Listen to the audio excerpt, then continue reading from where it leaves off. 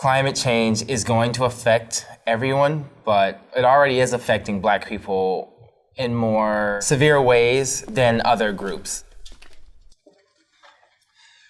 I'm Mike Harrington, and this is a word, how climate change is oppressing Black people. The last 5 years have been the hottest ever recorded. Low-income neighborhoods tend to be hotter than Stronger wealthier connection neighborhoods. between hotter temperatures and lower A lot of income. these neighborhoods were shaped by disinvestment and segregation. And with climate change, these neighborhoods are likely just going to get hotter. Climate-related effects, environmental effects, tend to make things worse for people of color, especially Black people. I would say the biggest ones are heat, flooding, and probably public health issues such as blood-borne diseases. The Earth is getting hotter, and we know that because there's reports that came out, one recently saying that the past July was the hottest one on record, and the previous 5 Julys have been the hottest ones on record. One of the things that heat does is it basically harms African American people, especially in large cities like New York and Chicago. I don't know if you remember back in 1995, there was a terrible heat wave in Chicago, which is where I am from. The city is still advising seniors and other citizens to dress in light clothing, especially drink plenty of water and juices. I have to underline that, drinking plenty of water and juices. And usually about 100 people a year die from heat waves, which is terrible. But in about a week, 750 people died in that heat wave, and most of them were Black. And there were some studies done that showed that if you were Black and poor and elderly, you were almost twice as likely to die from those heat waves. Wondering how long it's going to take for things to get back to normal: power, water, food, gas, stores destroyed, gas stations destroyed, homes destroyed, loss of life. We also have Hurricane Katrina. When that happened, who was mostly affected by that? It was Black people that had to deal with the flooding, with the levees bursting. We're gonna see a lot of coastal flooding, especially in areas like Miami, parts of New York and Brooklyn, those low-lying areas where surprisingly a lot of people of color tend to live. We also can look at sub-Saharan Africa, where a lot of heat-related incidents, a lot of droughts, a lot of political instability are gonna happen as a result of climate change. And it's a direct interaction of climate change and race. We're not really taught to talk about it because I think we've had to focus on other things. I mean, we're still focusing on having voting rights for everyone. We're still focusing on our health care. We're still focusing on paying our bills. I think in the Black community, we've had to focus on so many things that when we start hearing about climate change, that's just another thing that we have to think about that is oppressing us. And right now, unfortunately, in our country, we really can't depend on a federal response to deal with climate change. So I think we're gonna have to really try to push our state and local legislatures to deal with this. And when we are able to deal with it better at the federal level, we already have the infrastructure in place. We have the people that have worked on this issue and that have learned about it. And we'll have, hopefully, money and resources that are given to these groups that are working on this issue to really do something at a national level. People can make a difference.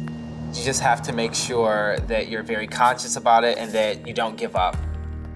You can't give up on dealing with climate change because it is persistent.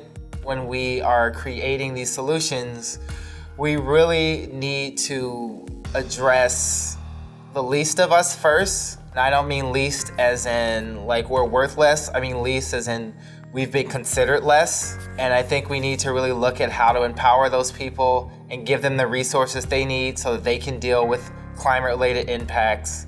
I can see a lot of pushback from that where people are saying we're taking something that we don't deserve or we're taking something from other people that they worked for. But really it's been something that's been stolen from us as Black people and people of color and poor people that we weren't allowed or we weren't given the same opportunities that others have.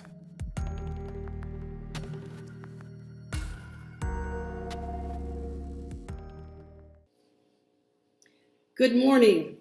I'm Judith Jenya, a member of the Fellowship's Sunday Service Committee.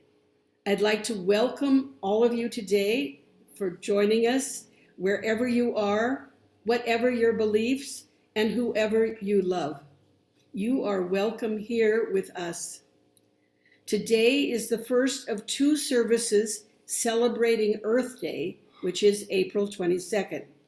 And today we have social activist and climate change entrepreneur Jodi Pincus, who will share her story with us. We invite you to look in today's order of service for announcements of activities and membership information.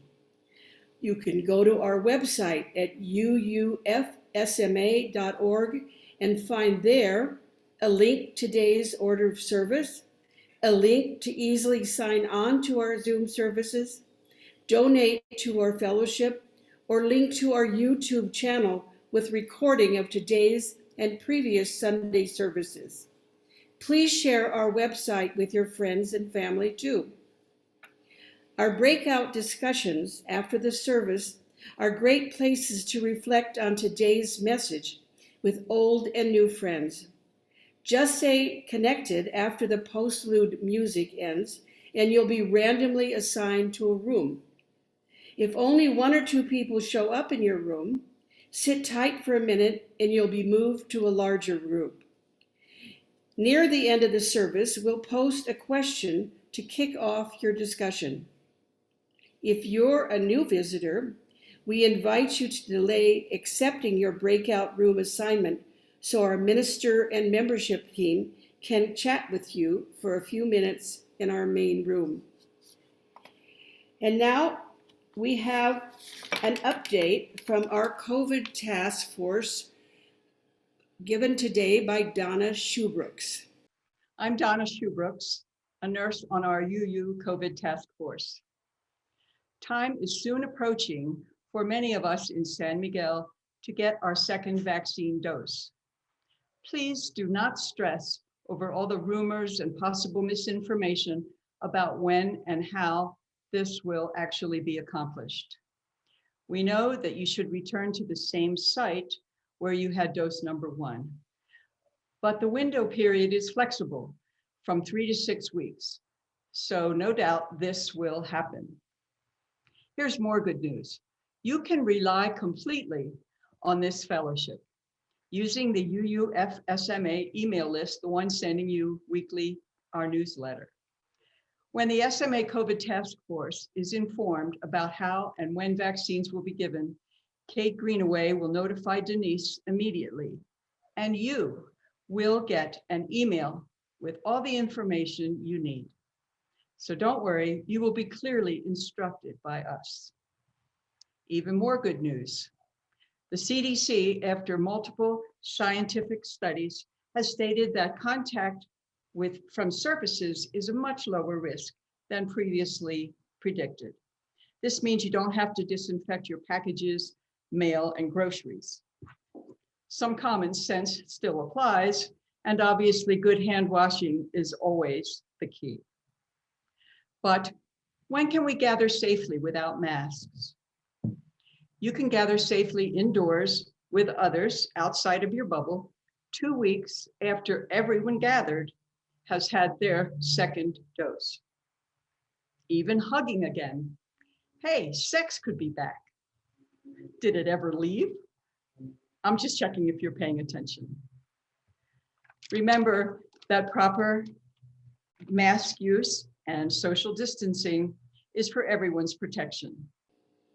In this UU fellowship, we affirm that we are part of the interdependent web of life, and so we are of the earth. Hear these words attributed to Chief Seattle. All the earth is our mother. Everything that affects the earth affects the children of the earth. The earth does not belong to us. We human beings belong to the earth. Man has not woven the net of life. You and I are merely a thread in it. Everything you do to this net, you do to yourself. All things are bound up in each other. like the blood that binds together the family. Yes, we are truly born of earth. We are born of air. Air is the breath of this planet. In our breathing, we draw air into our bodies. In our breathing, we return air back into the world. Think of that critical moment when we wait for a newborn to take his or her first breath. We are water. The waters of the earth are the womb from which all life is born. The oceans move and surge across the globe. The waters flow not just in oceans and lakes, but it flows through the earth, bringing abundance. The waters flow in and through each of us. Without water, we could not exist. We are fire. Fire is the energy of the universe, source of all power, movement, life. We depend on the fire of the universe to bring us light, to keep us warm, to fuel our bodies. And fire is that which ignites between one person and another. We are earth, we are air, we are water and fire. And now we will light this candle, bringing this fire into the midst of our gathering.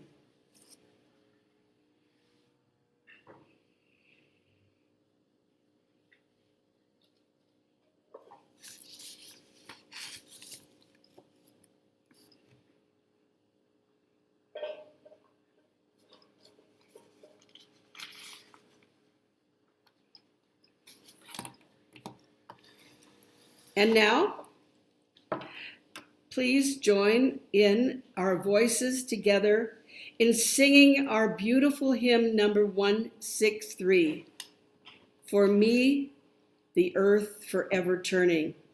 The words will appear on your screen.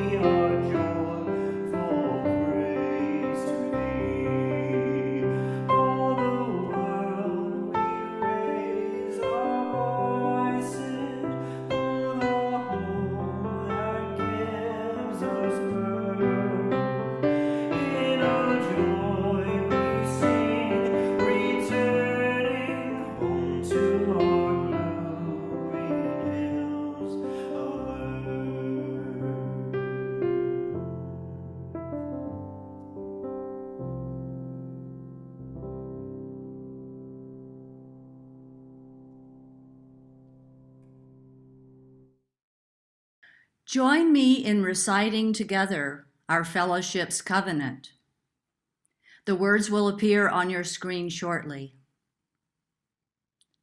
We respect the interdependent web of life and work for a just and peaceful world.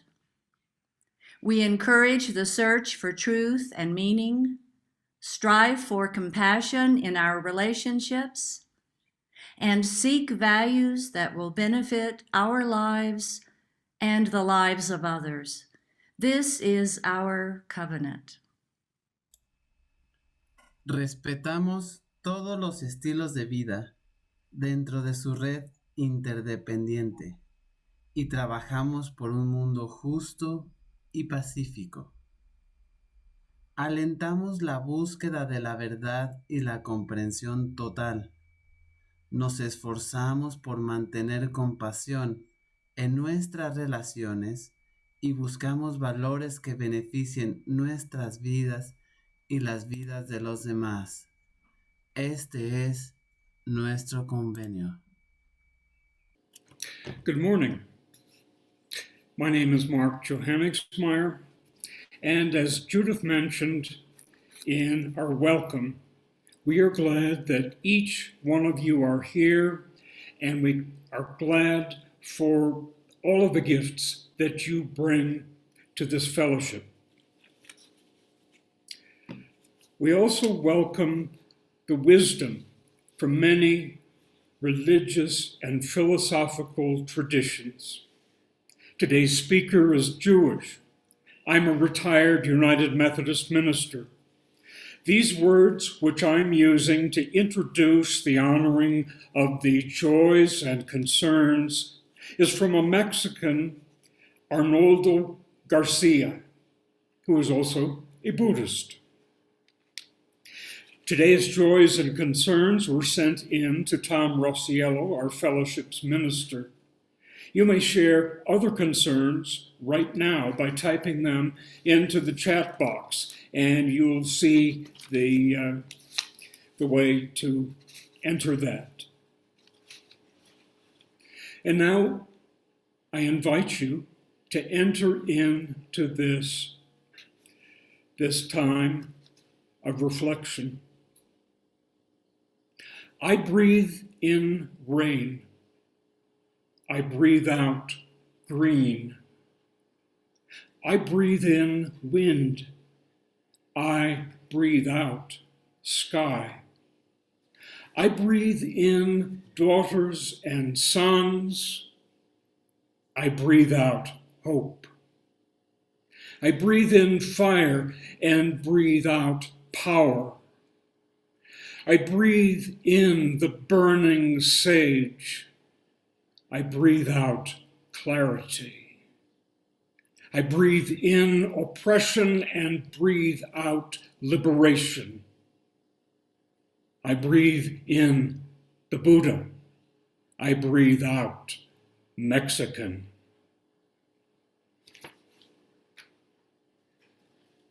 And so our first candle celebrates a member of our fellowship, Bonnie McDowell, whose birthday was this past week. Another birthday, Bob Heldorfer, is one of the longest-standing members of our fellowship. He's held many positions of leadership and been a wonderful participant in the life of this fellowship. And we light this candle in joy and appreciation for his birthday. Dan Neuspiel is the president of the board of our fellowship. Dan had surgery this week. He was discharged, but then some complications arose and he needed to return to hospital. I hear this morning that his condition is improving and he's feeling better. This candle represents our hope for his speedy recovery and return to San Miguel. In the United States and in Mexico and in other parts of the world, there has been resistance to science, resistance to facts, resistance to truth. I light this candle that the love and light of truth may spread throughout our society. Ellie Goodwin has been a member of this fellowship since 2008. In these years, she has taken on numerous leadership roles in so many areas of the life of this fellowship. She's been a great friend and influence and role model through her caring and thoughtful contributions. Tomorrow is Ellie's birthday. We celebrate her.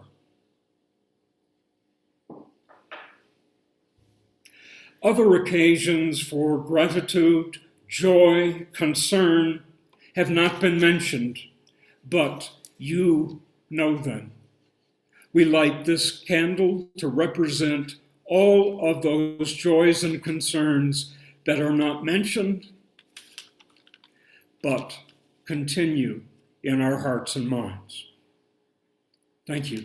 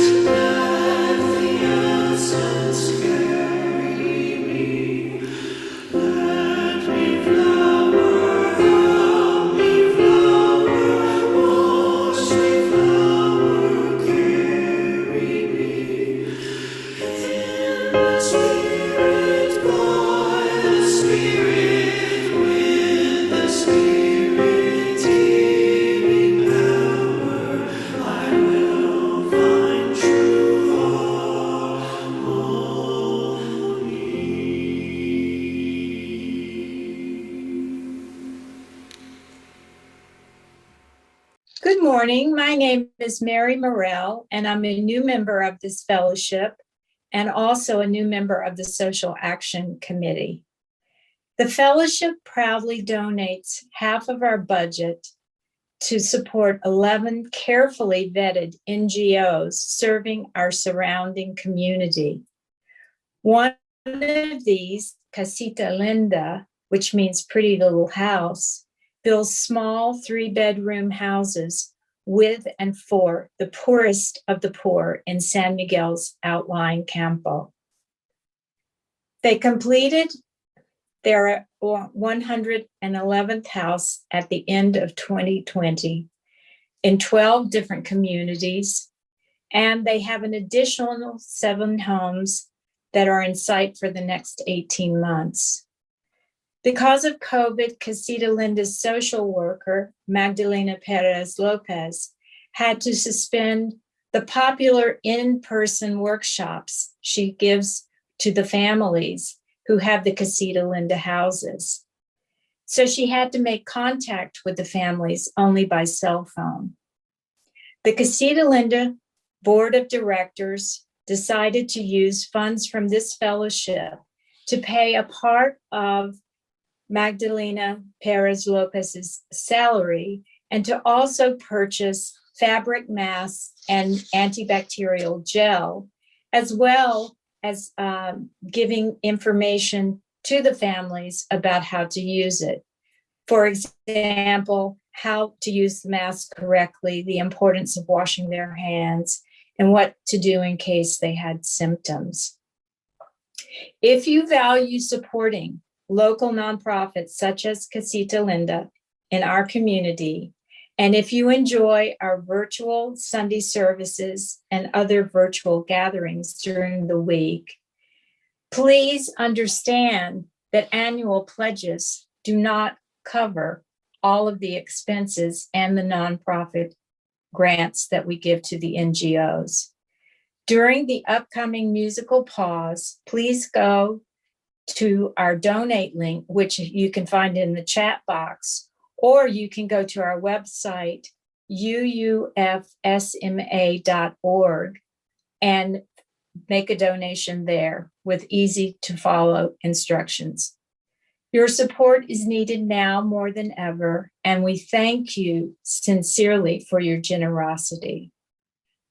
Our service will resume after the time of offering music, concluding with a gospel choir of young people singing the national anthem of South Africa.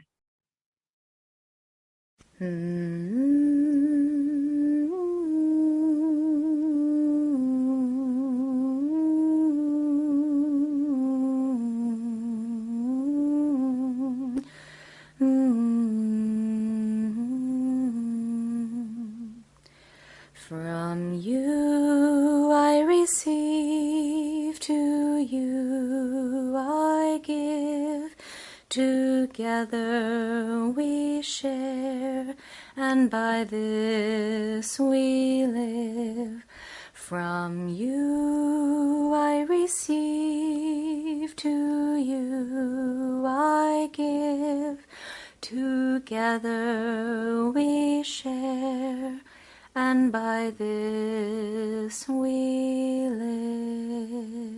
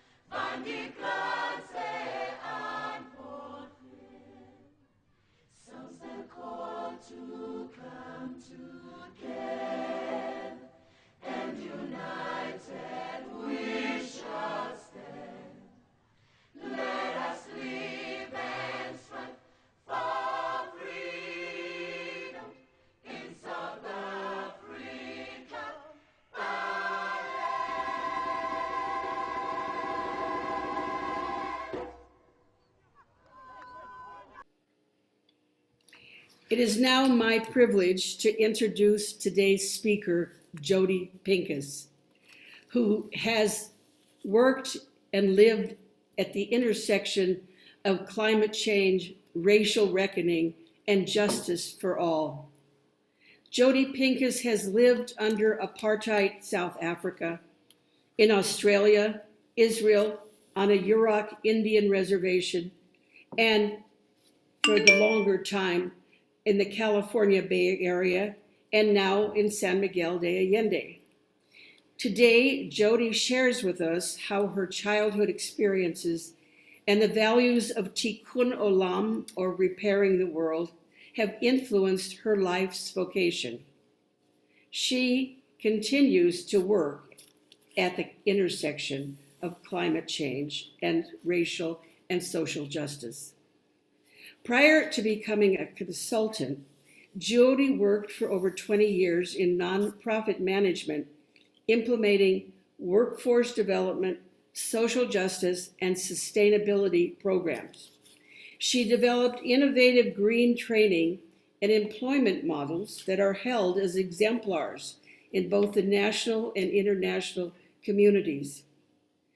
Jodi was appointed by California Public Utilities Commissioners to the first Disadvantaged Communities Advisory Board, where she advised the state of California on climate, energy, and equity policy. In 2017, she received the Solutions Project Clean Energy for All 100% Campaign Award for her work demonstrating how environmental investments can create good jobs from people from underserved communities, while also improving environmental quality for everyone.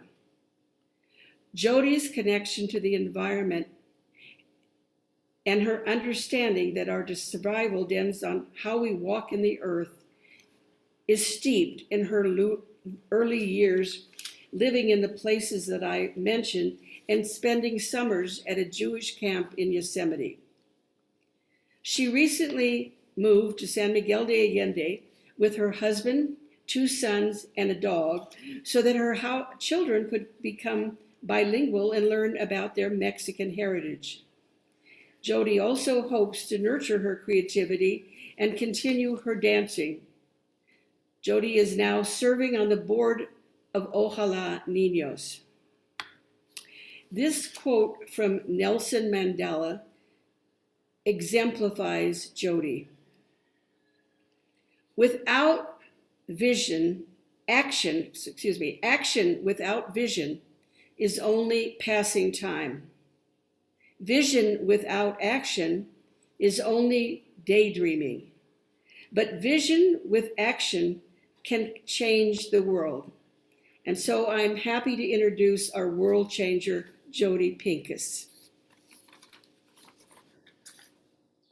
Hello, everyone. Judith, thank you so much for that introduction. I don't think I need to do my presentation anymore. It's done. It's such an honor to be here. I've heard about UU since I moved to San Miguel, and it's wonderful to actually see a service in session. And I want to thank Judith and Daniela for asking me to come and share my story with you all today. I'm going to start my story with a picture you see of my parents and my husband on the front page. And this presentation, I'm lucky enough to have my parents here with me in San Miguel after 1.5 years not seeing them due to COVID.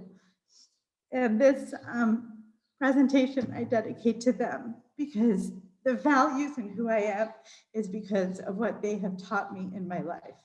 And I also dedicate it to my husband, Lalo, who I've been with for over 22 years, and has taught me that together we can achieve anything. Next. So today I am going to take you on a journey and share with you a very brief history, since I don't have a lot of time, of my life and some of the most poignant memories and experiences that have shaped who I am today and what I have dedicated my life to. Next. So I have lived in many countries around the world and as you see it on the globe. And I think being a global citizen of the world has really shaped my worldview and how I've chosen to live my life.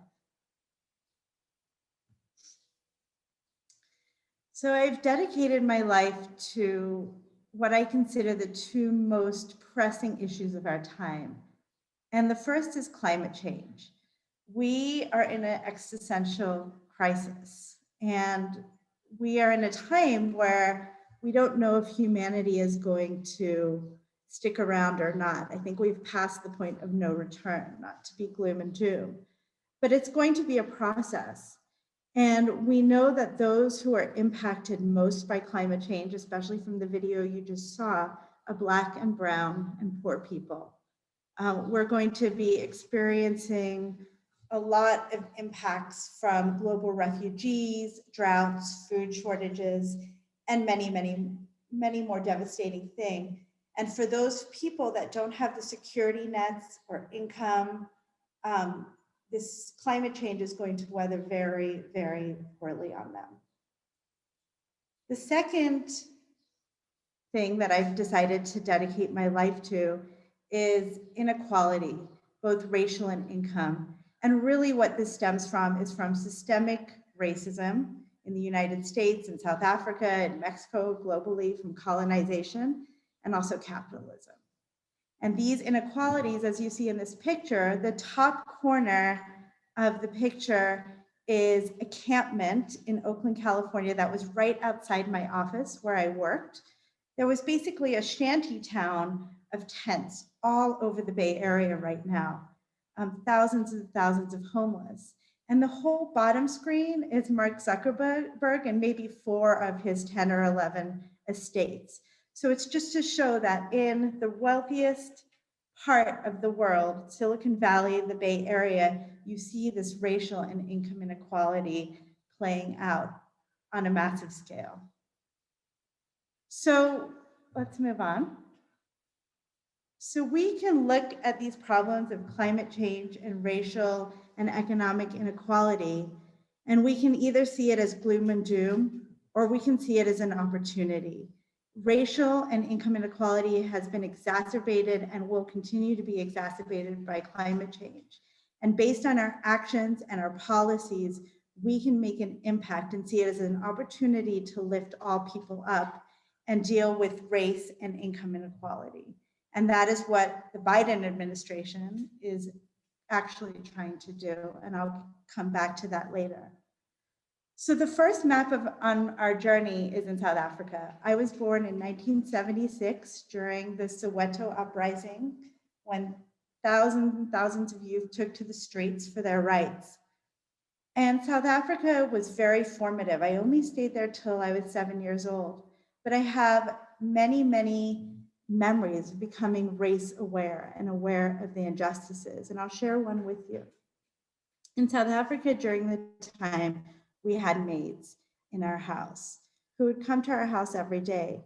And we had a maid who didn't have a pass. If you're Black, you couldn't go to certain white areas if you didn't have a pass. So essentially she was undocumented. And my parents every day would drive her to the train station. Sorry, that's my dog. Would drive her to the train station. And our neighbor refused to drive her maid to the train station. And when I asked my parents why, she said because she was fearful that her Black skin would dirty her car. And as a little kid, I couldn't understand how the maid, who is essentially a second mother to the children and clean the house, would dirty the car. And therefore, this maid was at threat of getting caught by the police if she wasn't given a ride to the train station. So my parents gave her a ride to the train station. But those incongruencies and that awareness around race from a very young age has framed my life's work. My parents were anti-apartheid activists, and their values informed how we talked about race from age 7 and how we thought about injustices. We left South Africa because my parents never saw apartheid ending. They never could imagine a South Africa that wasn't an apartheid system. This gives me a lot of hope because what it shows is entrenched systems can change if we work to change them. So my parents left South Africa. My dad was a Jewish principal of a Jewish day school, and we left South Africa to go to Australia. And these were my, oh, and one more thing, you see the shield on the last slide. When we left South Africa, my parents did a lot of work in apartheid, South Africa and Soweto. And I remember the assembly when we left South Africa, they gave my father the shield, the Zulu shield, saying, Michael, continue to fight for us, no matter where you are. And I remember that very clearly as a child. So then we moved to Australia, and I consider those my happy years. I'm not going to share any stories, but I remember when we left South Australia, I was very upset because as a child, it was a very happy place to be. But my family moved to the United States because many of my mom's family moved to the United States and she wanted to be close to them. So we moved to Berkeley, California. Next slide. where I attended Berkeley High School. So you see that picture, I'm actually in that picture, and that's a Spirit Day picture of us doing a step, the folks that I did a step show with. So if you don't know what step is, it's kind of rhythm and dance to saying that you do in honor of Spirit Week. Berkeley High School was an incredible experience because they had programs like no other high school. They had Chicano studies and African American literature classes and Afro-Haitian dance. And you were really exposed, you could be exposed to subject matter that only usually happens for kids in college. But Berkeley High had this other side to it where it was incredibly segregated. Kids would hang out on the playground where it was like little Africa and little Mexico and little Asia, and then the white preppy kids and the stoners. And what I soon learned was that racism existed in the United States in a way that was as deep as South Africa. It was just brushed under the carpet. We hadn't had our racial reckoning yet, although I would argue that maybe last year we started to really address race in the United States in a real way. And so I joined a group called Youth Against Racism and Poverty. And I was often the only white kid in those classes I mentioned. And I remember one Afro-Haitian dance class, a Black girl came up to me and said, "You actually dance well for a white girl." And I said, "What do you mean, actually?" I had to prove myself in those classes. I was the minority. And I also had to prove our humanness and our similarities. So growing up at Berkeley High, you grew up fast. And after Berkeley High, I went to UC Berkeley, where my first year at UC Berkeley, I was lost. And I realized that I had been exposed to many things already that kids hadn't been exposed to. But during my summers of both high school and at UC Berkeley, I got the blessing of going to a Jewish summer camp in Yosemite. And that's where I fell in love with nature, with the environment, where I learned about feminism, and where I also learned about the concept that Judith mentioned of tikkun olam, which is repairing the world. Nature has become my place where I get my calm and my solace in all of this. So at UC Berkeley, I realized that I was lost and I needed to take a year off to find the meaning of my life. And so the second year of college, I took off with $3,000 in my pocket and moved to Israel. Next. I lived on a kibbutz, and then I had very little money, and so I needed to find a place to move to where I could live for basically free. And so I moved to Jerusalem because in the old city of Jerusalem, in the Jewish quarter, where a lot of Orthodox people lived, there was a girls' yeshiva where you could live for free and learn and study the Torah, the Jewish Bible. And so because I was broke, I lived in this yeshiva and I began to take classes. And at the same time in the daytime, I would work at a bagel shop to try to earn money because my goal was to travel around the Middle East. And during the yeshiva, I became very entrenched in Judaism. And one day when I was walking home from work at the bagel shop through the Arab quarter, I was harassed by an Arab boy who touched me inappropriately. And I began to get thinking that was entrenched, that was discriminatory against Arabs at the time. And I remember having a phone conversation with my parents saying I could either go to yeshiva and study more and become a more religious Jew, or I could do what I initially wanted to do, which was travel the Middle East and learn about different cultures. And I decided to travel the Middle East with my Swedish friend, Michaela, instead of stay in yeshiva. And I'm so thankful for that opportunity because as I traveled through Egypt and Jordan and Turkey, I lived with Bedouins in Jordan who connected me to family in Egypt. And I realized that being Jewish didn't matter in Muslim countries and that people were incredibly hospitable to me. I learned how to build bridges. And that year in Israel and the Middle East was a rite of passage for me. So I came back to the United States and to UC Berkeley with a renewed focus. And I studied Middle Eastern studies and peace and conflict studies. And in my peace and conflict studies classes, next, I met a wonderful group of students who were working with the Zapatistas in Chiapas, Mexico. The Zapatistas are a group of indigenous Mayan who were fighting for their autonomy, for their democracy, for their dignity. They have been marginalized in Mexico for hundreds and hundreds of years. And Chiapas, which is a very resource-rich environment, was being exploited by capitalism and neoliberalism. And the people in Chiapas were poor, had low education, and were not allowed to teach their native language. And so a group of UC Berkeley students and I would go down during our breaks. We joined an organization called Schools for Chiapas, and the Zapatistas had started 5 autonomous Zapatista communities. And we built a school in Oventique where the kids could learn their native language, Tzotzil, or learn, and we supported that.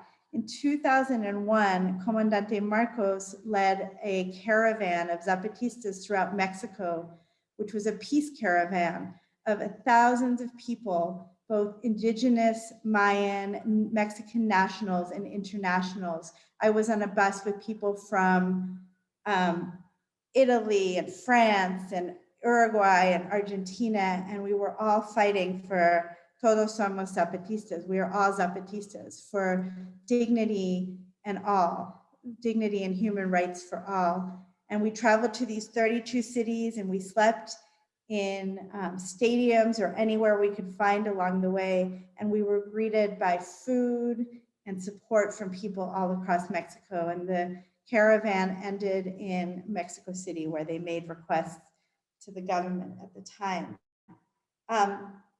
Working in Chiapas was where, and traveling across Mexico is where I formed my love of Mexico, even though I was with my husband at the time, and of course I loved him. He's from Guanajuato, Mexico. We traveled and did the caravan together.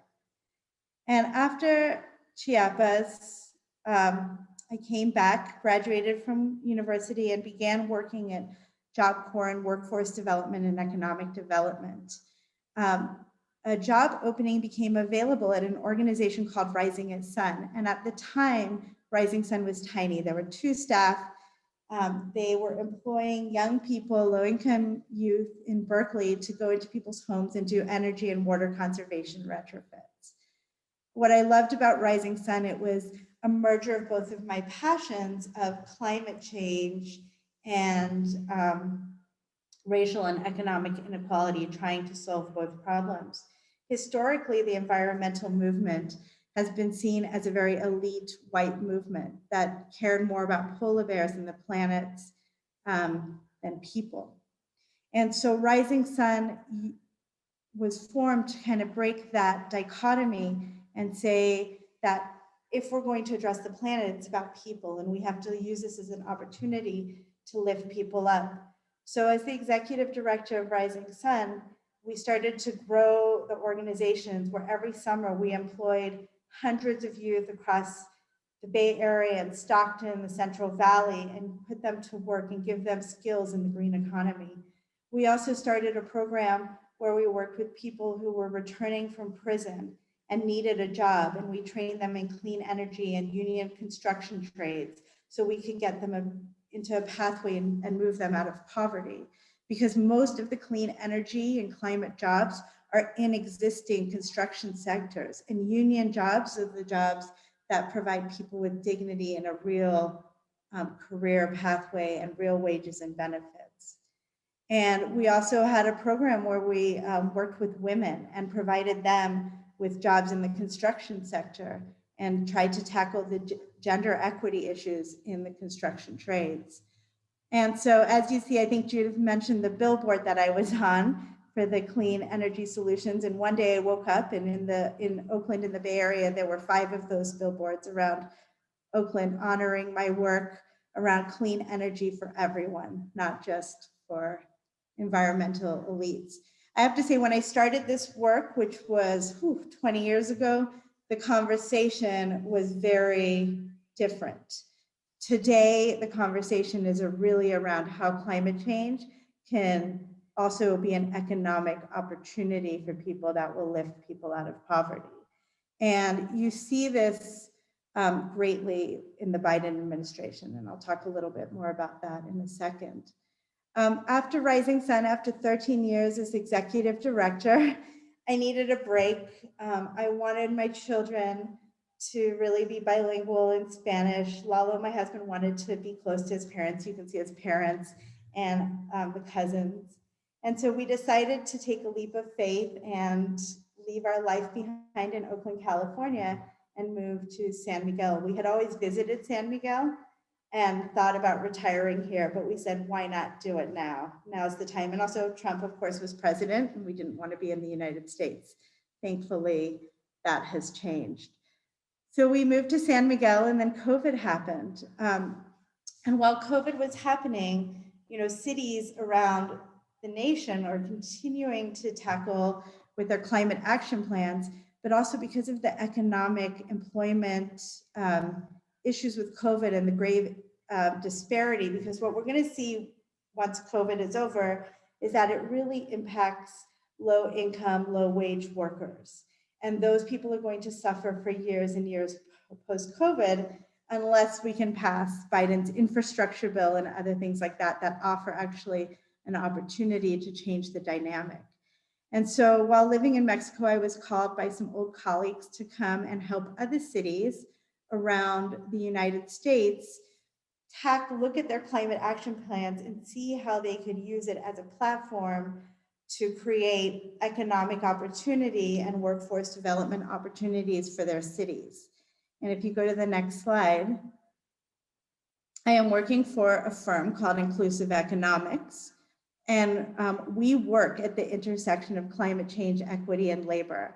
And so we're working with cities in St. Paul, St. Louis, Denver, Berkeley. We're working with states all around the United States to look at their climate action plans and say, how can we create economic opportunities for people? How can we do some of the programs that I did at Rising Sun in those cities?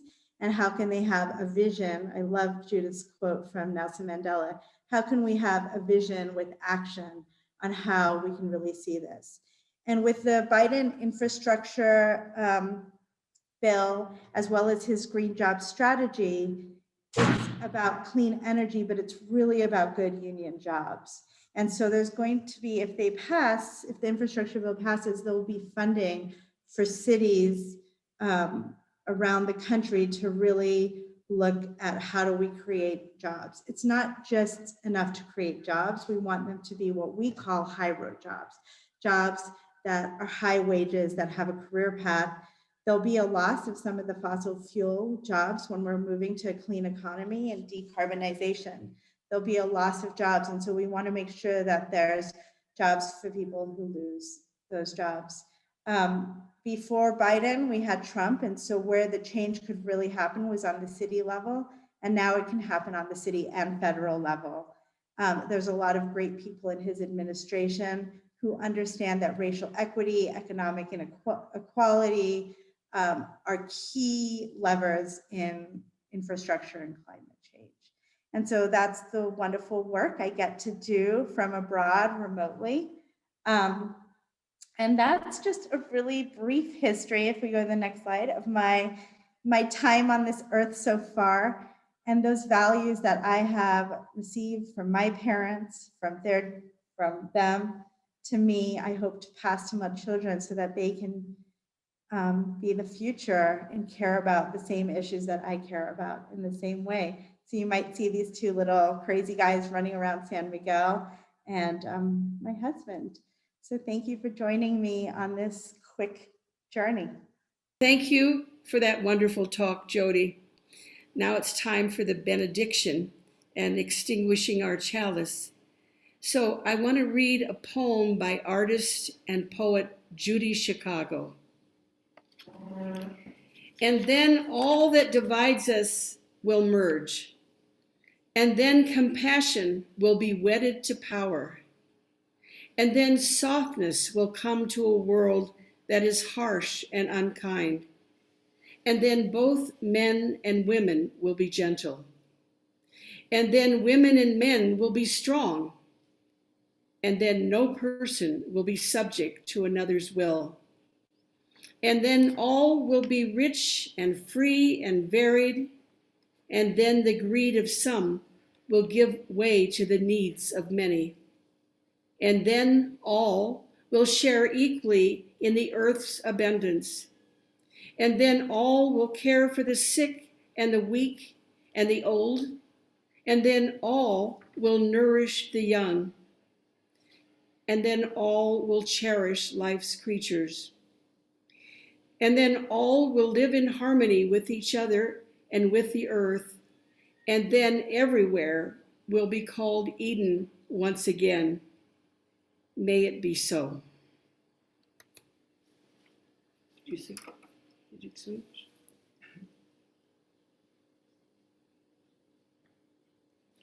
Oops.